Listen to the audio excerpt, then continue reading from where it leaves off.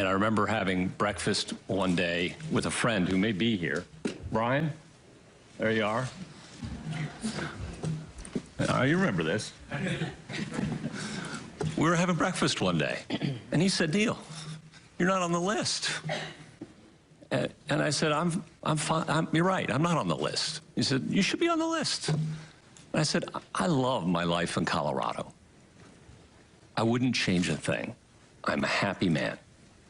I have a loving wife, a beautiful home and children, a great job with wonderful colleagues. I'm a happy person. Walking away from breakfast, and I get an email from Brian saying there's a new list, and you're on it. That was the first I heard of it. And I assumed you thanked him. I don't know about that. I don't know if, I don't think he, you didn't know. I don't think we were all surprised. I'm kidding. And at any rate, we are where we are. Okay.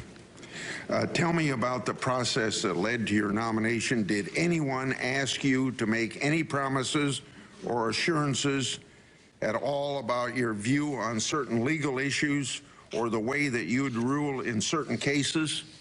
Senator, I think you'd be reassured by the process that unfolded.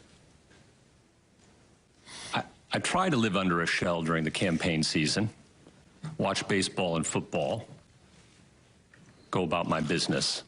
But I did hear lots of talk of litmus tests from all around. It was in the air. And I don't believe in litmus tests for judges. I've written about that years ago. I wasn't about to become party to such a thing. And I am here to report that you should be reassured, because no one in the process, from the time I was contacted, with an expression of interest for a potential interview, to the time I was nominated, no one in that process, Mr. Chairman, asked me for any commitments, any kind of promises about how I'd rule in any kind of case. And that's the way it should be. So we've just discussed your independence from the president, but there's also independence from the legislative branch. It's odd that some of the same folks who will claim that you're not independent from the president will turn around and try to extract from you promises and commitments before they pass judgment on your nomination. The irony, of course, is that extracting commitments during the confirmation process is exactly what would undermine your independence as a judge. One way that they'll do this is asking you about precedent. So let's talk about that. For starters, I've got a book here that you co-wrote, an 800-page book on precedent. Your 12 co-authors included judges from across the ideological spectrum, such as Bill Pryor, who was also on President Trump's Supreme Court list, and Diane Wood, who was reportedly on President Obama's list. You've also touched on the value of precedent in speeches that you've given or in your opinions.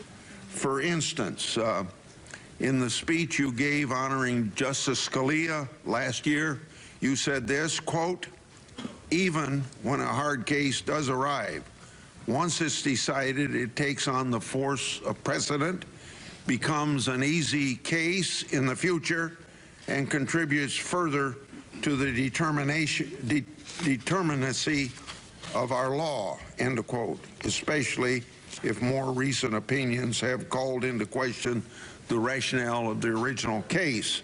But you've also suggested that there may be circumstances where it's appropriate to revisit precedent. Specifically, you wrote that it may be appropriate to reconsider a decision where it has become a, quote, precedential island surrounded by a sea of contrary law, end of quote. So there may be times where it is appropriate to reconsider certain decisions, especially if more recent opinions have called into question the rationale of the original decision.